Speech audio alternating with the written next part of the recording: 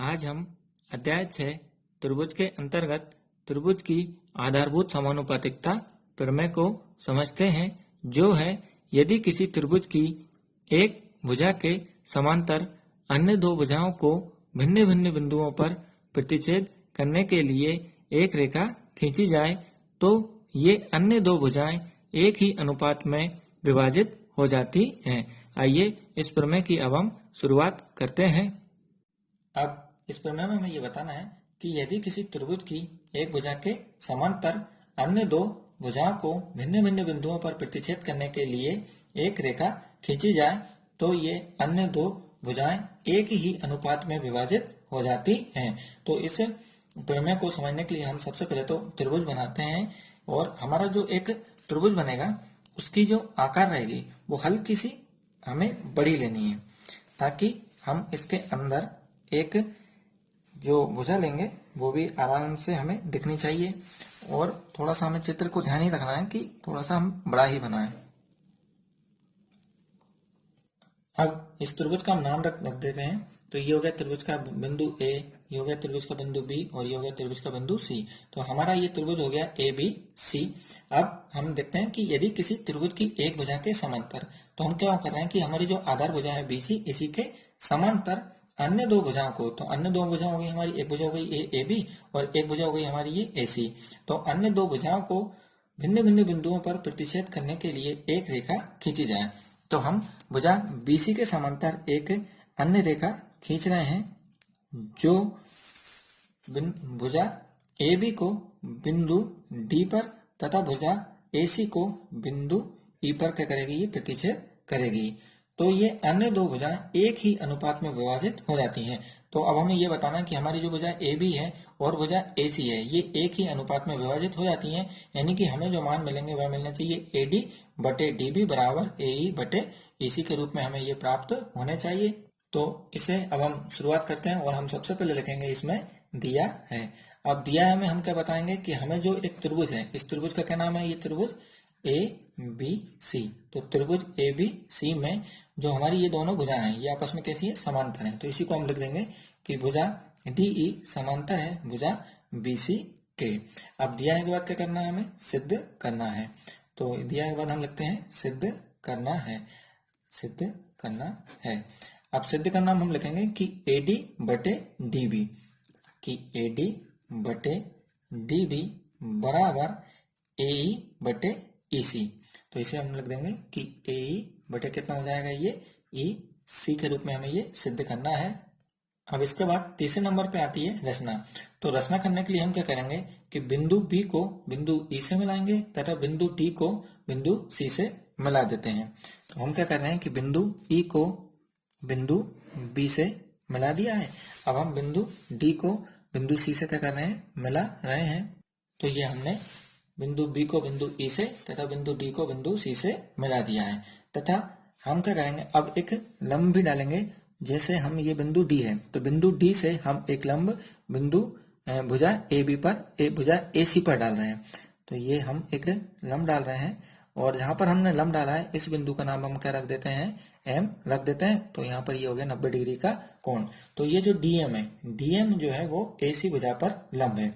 ठीक इसी प्रकार से हम क्या करेंगे कि बिंदु ई से भी इस तरफ भी एक लंब डाल देंगे।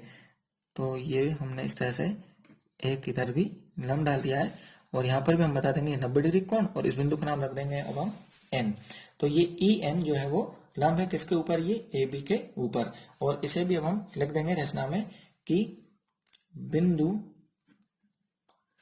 बी को बिंदु ई से मिलाया। तो सबसे पहले हमने क्या करा था कि बिंदु जो बी था उसे बिंदु ई से मिलाया था। फिर इसके बाद तथा बिंदु डी को बिंदु सी से मिलाया। फिर इसके बाद क्या करा हमने कि बिंदु डी को बिंदु सी से मिलाया। फिर इसके बाद डी एम लंब है किसके ऊपर, ये ए सी के ऊपर। फिर आगे और डी एम लंब है ए सी व ई एन लंब है ए बी, व ई एन लंब है किसके ऊपर, ए बी के ऊपर। अब इसके बाद उपपत्ति। अब उपपत्ति से जो है हमारी ये मेन जो प्रमेय है वो शुरू होती है।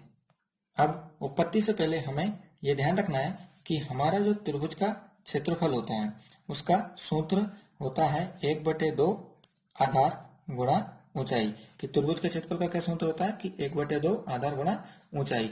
और हम इस प्रमेय में इस तरह से लिखेंगे कि एरिया ऑफ, मान लीजिए हमने एरिया ले लिया है ये ADE बराबर, इस तरह से हम त्रिभुज के क्षेत्रफल को किस तरह से लिखेंगे कि एरिया ऑफ ADE, यानी को एरिया और कोष्टक के अंदर लिख देंगे ये ADE। अब जैसे हमने एक त्रिभुज ले लिया और इस त्रिभुज का नाम रख दिया ये AD और E, और इस पर ये लंब भी था। लंब क्या था ये EN, तो ये EN इस पर क्या है ये लंब है। तो जो हमारा लंब है ये हमारी क्या कहलाएगी ऊंचाई कहलाएगी। तो इसमें जो है 1/2 आधार तो हो जाएगा हमारा ये AD, लेकिन ऊंचाई कितनी हो जाएगी ये EN। और इसे समझते हैं। अब उपपत्ति के लिए हमने ये चित्र हमारे लिए समझने के लिए साइड में एक तरह से ले लिया है। अब इसमें जो हम उपपत्ति में सबसे पहले त्रिभुज ADE का क्षेत्रफल निकाल रहे हैं। तो एरिया ऑफ ADE यानी त्रिभुज ADE का क्षेत्रफल बराबर, अब त्रिभुज के क्षेत्रफल का सूत्र क्या होता है 1/2 आधार गुणा ऊंचाई। तो ये हो गया 1/2। अब इसमें जो आधार भुजा हो जाएगी ये हो जाएगी हमारी AD, तो ये हो गया AD गुणा ऊंचाई। तो लंब जो है, लंब हमारी क्या कहलाएगी ऊंचाई वाली भुजा कहलाएगी। तो लंब इसमें हो जाएगा ये EN। अब इसके बाद हम क्या करेंगे कि एक बार तो हम ऊपर का त्रिभुज लेंगे और एक बार ये नीचे का त्रिभुज लेंगे। तो नीचे का जो त्रिभुज है हमारा वह है BDE। तो इसी के लिए अब हम निकालेंगे कि एरिया ऑफ BDE बराबर, तो त्रिभुज BDE का क्षेत्रफल बराबर हो जाएगा ये 1/2 आधार भुजा। तो आधार भुजा ये हो जाएगी हमारी BD या DB। तो ये हो गया हमारे पास BD।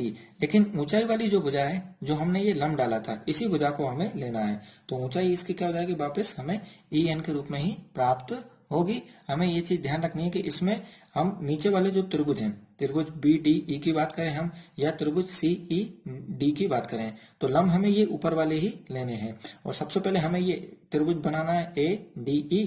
तो ये हो गया हमारा त्रिभुज ADE का क्षेत्रफल बराबर 1/2 गुणा आधार भुजा हो गई हमारी ये AD गुणा ऊंचाई, ऊंचाई वाली भुजा हो गई हमारी ये EN। ठीक इसी प्रकार से हमने त्रिभुज BDE का क्षेत्रफल निकाला है जिसमें हमारी 1/2 आधार भुजा हो गई हमारी ये BD। लेकिन ऊंचाई वाली जो हमें बात करनी है उसमें हमें ये हमारी EN वाली लंब वाली भुजा को ही लेना है। अब इसके बाद हम त्रिभुज BDE का त्रिभुज ADE के क्षेत्रफल में भाग दे देंगे। तो इसे हम लिखेंगे कि एरिया ऑफ ADE बटे एरिया ऑफ BDE फिर बराबर 1/2 गुणा ये ऊपर वाला मान ऊपर और नीचे वाला मान नीचे। तो 1/2 गुणा AD गुणा EN। अब इसके बटे में हो जाएगा ये 1/2 गुणा BD गुणा EN। अब जो कट रहा है हम उसे क्या करेंगे काट देंगे। तो ये 1/2 से 1/2 क्या हो रहा है कट रहे हैं, और इसी प्रकार से ये EN से EN क्या हो रहा है कट रहा है। जो शेष बचा है अब हम उसे लिखते हैं। तो ये हो जाएगा एरिया ऑफ ADE यानी कि ADE का क्षेत्रफल, और नीचे भी एरिया ऑफ BDE बराबर में हो जाएगा ये AD बटे BD। अब इसे हम समीकरण 1 के रूप में इसे नाम दे देंगे।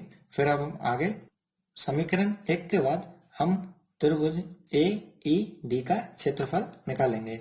तो इसमें हम लिखेंगे कि एरिया ऑफ AED बराबर, अब हम किस तरफ से बात कर रहे हैं, इस तरफ से बात कर रहे हैं कि AED। पहले हमने इस तरफ से लिया था ADE, अब हम इसके विपरीत AED की तरफ से मान लिख रहे हैं। तो इसमें हम लिखेंगे कि बराबर 1/2 फिर आधार हो जाएगा इसमें ये AE। तो ये हो गया हमारे पास आधार गुणा ऊंचाई। तो ऊंचाई जो रहेगी हमारी लंब वाली भुजा, तो ये वाली भुजा हो जाएगी हमारी ये DM। ठीक इसी प्रकार से अब हम नीचे वाले त्रिभुज CED का क्षेत्रफल निकालेंगे। तो इसे भी हम लिखेंगे कि एरिया ऑफ CED बराबर हो जाएगा CED बराबर 1/2 फिर आधार भुजा हो जाएगी हमारी ये बाहर वाली ये CE वाली भुजा, और इसके बाद जो हमारी ऊंचाई वाली भुजा रहेगी वो हमारी जो लंब वाली भुजा है वही की वही रहेगी DM। अब हम फिर से इसमें नीचे वाले मान से ऊपर वाले त्रिभुज के मान में क्या करेंगे भाग दे देंगे। तो इसे अब हम लिखेंगे कि एरिया ऑफ AED बटे area of C E D, फिर बराबर 1/2 गुणा ए ई गुणा डी एम, फिर बटे 1/2 गुणा सी ई गुणा ये डी एम। अब जो कट रहा है फिर हम इसे काट देंगे, तो ये डी एम से डी एम कट रहा है, ठीक इसी प्रकार से ये 1/2 से ये 1/2 कट गया। तो हमें जो मान मिला है वो मिला है ये area of A E D बटे area of C E D बराबर ए ई बटे सी ई। अब इसे हम समीकरण 2 के रूप में नाम दे देंगे। और आपको ये ध्यान रखना है कि जो चित्र है आप इसे बार बार ना बनाएं, ये केवल एक ही बार बनेगा। अब आगे हम चित्र में देखते हैं कि नीचे जो हमारे त्रिभुज बन रहे थे, त्रिभुज बी डी ई और त्रिभुज सी ई डी, हमारे जो त्रिभुज बन रहे हैं उन्हें हम गौर से देखते हैं कि इस तरह से बन रहे हैं, एक ही दो समांतर रेखाओं के ये मध्य में बन रहे हैं। ये भुजा बीसी और भुजा डीई के मध्य में बन रहे हैं और ये दोनों समांतर भुजा हैं। अब इनके अंदर जो त्रिभुज बन रहे हैं, तो एक तो ये एक ही आधार भुजा डीई के ऊपर बन रहे हैं और दोनों समांतर रेखाओं के मध्य में बनने वाले त्रिभुज हैं, तो ये दोनों जो है आपस में बराबर होंगे। यानी कि जो हमारा ये बी डी ई है वह त्रिभुज सी ई डी के आपस में कैसे होंगे, ये दोनों आपस में बराबर होंगे। तो इसी को अब हम लिख के बताएंगे कि त्रिभुज बी डी ई और त्रिभुज सी ई डी एक ही आधार भुजा डीई तथा समांतर रेखाओं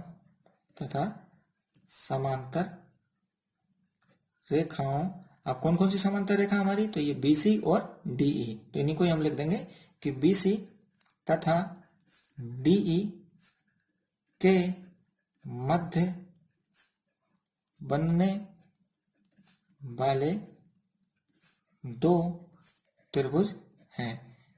बनने वाले कैसे त्रिभुज हैं, ये दो त्रिभुज हैं।